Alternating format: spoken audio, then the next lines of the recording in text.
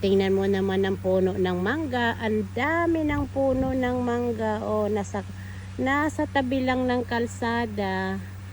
Kahit sino dyan ay pwedeng kumuha. At sana lahat ng tao katulad ng mangga, lahat sana masaya na lang.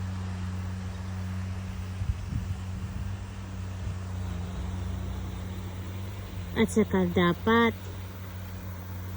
importante sa tao talaga, walang selusan talaga, walang selusan, walang chismisan. Siguro ang saya-saya ng mundo pero wala tayong magagawa kasi yun ang binigay sa atin ng Panginoon na mag-isip ng ganyan. Magmahalan na lang tayo mga kaibigan. Yan, balik na lang kayo sa mangga.